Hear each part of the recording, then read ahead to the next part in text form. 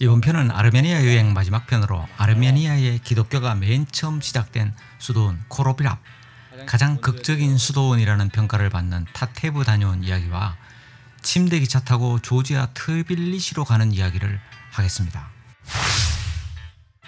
저 멀리 아르메니아 평원 너머 거대한 눈 덮인 봉우리가 구름을 뚫고 솟아 있습니다. 노아의 방주가 머물렀다는 전설의 산 아라라트, 그리고 그 산 아래 인간의 고통과 신앙이 교차했던 한 지점이 있습니다. 코로비랍 수도원입니다. 예레반에서 남쪽으로 차로 약 40분 달리면 끝없는 평원이 펼쳐지고 그 너머에 오랜 성체처럼 서 있는 조그마한 수도원이 보입니다. 겉보기에는 소박하지만 이곳은 아르메니아 역사에서 가장 성스러운 장소입니다. 코로비랍이란 말은요, 깊은 감옥이란 뜻으로 수도원 지하 6m의 갇힌 공간이 있고요. 지금도 순례객들이 그 좁고 어두운 사다리를 따라서 천천히 숨을 고르면서 아래로 내려갈 수 있습니다. 이곳에 무려 13년 동안 그레고리우스 일루미네이트라는 남자가 갇혀 있었는데요. 제목은 기독교를 전파했다는 것입니다. 국왕 티리타테스 3세는 조로아스트교의 한 분파인 미트라교를 신봉했기에 기독교를 가혹하게 탄압하고 있었습니다. 그러나 깊은 감옥에 갇혀 있었던 그레고리우스의 기회가 왔는데요. 왕이 정신병에 걸렸습니다. 병은 아무도 치료할 수 없었고요. 결국 감옥에 갇혀있는 그레고리우스를 불러와서 치료를 명령하자 기적처럼 치유되었습니다. 그리고 이에 감복한 왕은요, 세계 최초로 기독교를 국교로 받아들였는데 이때가 301년입니다. 로마보다 약 한 80년 먼저 기독교를 국교로 선포했습니다. 이러한 연유 때문에 아르메니아인에게 코로비랍은요, 종교적으로 단순한 수도원 이상의 의미가 있을 뿐만 아니라 지금은 튀르키예 땅이 되어 있는 약탈당한 서아르메니아를 찾아야 한다는 민족혼을 불러일으키는 곳입니다. 이곳에 한국인 패키지가 굉장히 많이 오는데요. 그 증거는요, 수도원 뒤 언덕 위에 구걸하는 노인과 우리말로 구걸하는 것으로 확인이 됩니다. 오늘의 최종 목적지는 코로비랍 수도원에서 약 200km 아제르바이잔 국경과 멀지 않은 곳에 있는 타테브 수도원 인근에 있는 숙소입니다. 200km면 우리나라에서 한 2~3시간이면 충분하겠지만 도로 사정이 안 좋아서요, 5시간 이상 걸립니다. 코로비랍을 떠나서 타테브가 있는 남쪽으로 향하는 길, 아르메니아의 심장을 꿰뚫듯 이어지는 H10번 도로는요, 단순한 도로가 아니고요, 대지와 하늘이 맞닿는 2000m를 넘는 고원지대를 지나갑니다.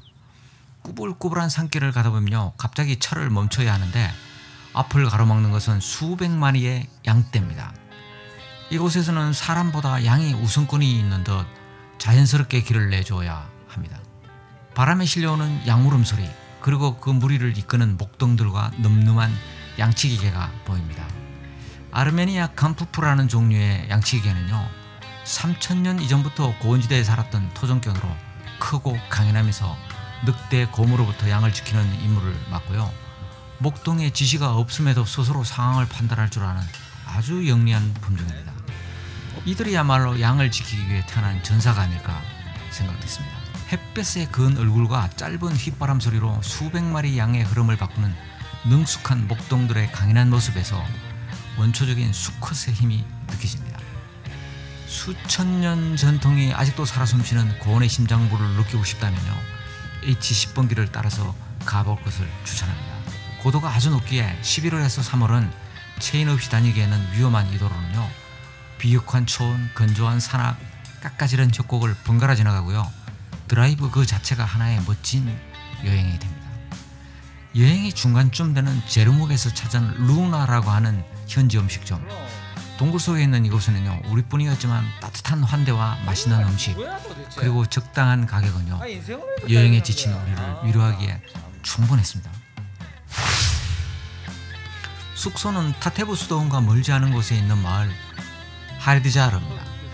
이 하리드자르 마을은요, 1727년 데이비드 베크 장군이 이끄는 300명의 수비대가 7만 명의 오스만 군대로부터 공격을 받았으나 요새에서 7일간 포위를 견디다가 격퇴했다는 전설적인 전투가 있었던 곳입니다. 하지만 이곳은요, 계곡 아래에 있어서 계단으로만 갈 수 있는 등 살기가 이만저만 불편한 게 아니었습니다. 그래서 1966년 지금의 장소에 새로운 마을을 조성하고 주민 모두가 이주하면서 새로 조성된 뉴 하리드자르 마을입니다. 이 마을은 국토방위와 민족 독립정신을 상징하는 사건이 있었던 곳이기에 역사 교과서 다큐에 자주 등장하는 애국의 상징이 되었습니다. 아르메니아인은 하리드자르는 아르메니아가 외세에 맞서서 스스로를 지켜낸 땅이다 라고 말하면서 예레반 시민들이 은퇴 후에 가장 가서 살고 싶은 장소로 선정되기도 했습니다. 해발 1500m 견상하면에 옹기종기 세워진 전통 마을의 뒷골목을 걸으면서 아르메니아인의 혼을 느껴오는 것도 좋은 여행이 됩니다.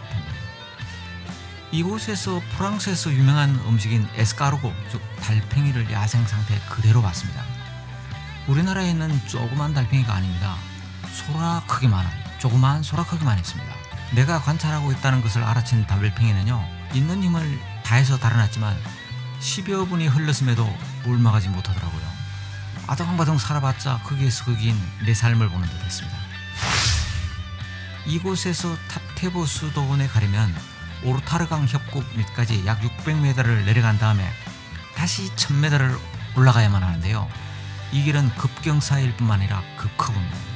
이 때문에 이곳을 찾는 사람들은요, 2010년 개통 당시 세계 최장이었던 무중차 케이블 윙 오브 타테이블을 탑니다.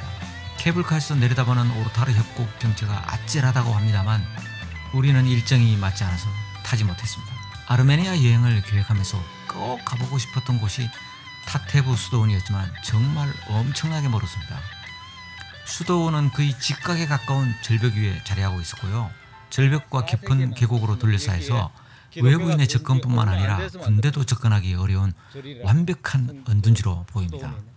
14세기 수도원은 아르메니아 최고 수준의 대학으로 철학과 과학, 문학과 미술의 중심지 역할을 했습니다. 외부 침입이 어려운 곳이라고 해서 언제나 안전한 것은 아니었는데요. 페르시아, 아랍, 셀주크와 오스만, 몽골까지 외서로부터 침략받을 때마다 의외로 공격 목표가 됐습니다. 그 이유는 이곳이 종교적으로, 문화적으로, 역사적으로 아르메니아의 중심 역할을 했기 때문입니다. 그러나 공격받고 파괴될 때마다 아르메니아인들은요, 종교 문화적 정체성의 중심지답게 빠르게 복원했습니다. 하늘과 맞닿은 수도원, 그곳에는 단지 돌로 쌓인 성소만이 아니라 천년을 이어온 믿음과 지성, 그리고 아르메니아인의 영혼이 깃들어 있습니다. 타테보는 아르메니아의 여행을 마친 나를 보면서 고유한 신념은 어떤 폭풍에도 무너지지 않는다라고 말하는 듯 했습니다. 이날 저녁 9시 30분에 출발하는 조지아 수도 트리빌리시행 야간 열차에 탑승해야 되기 때문에 서둘러 예레반으로 돌아왔습니다. 중심가에 있는 렌트카 업체에 차를 반납하고 친절한 스태프가 불러준 택시를 타고 예레반역에 도착했습니다. 이 예레반 역사는요, 웅장한 건물로 소련식 스탈린주의 고전주의 양식인데요. 아르메니아의 국력에 걸맞지 않게 웅장하고 화려합니다. 소련은 예레반역을 지역의 핵심 요충지로 여겼고요. 이것을 통해서 트빌리시, 모스크바, 이란으로 연결되도록 만들었습니다.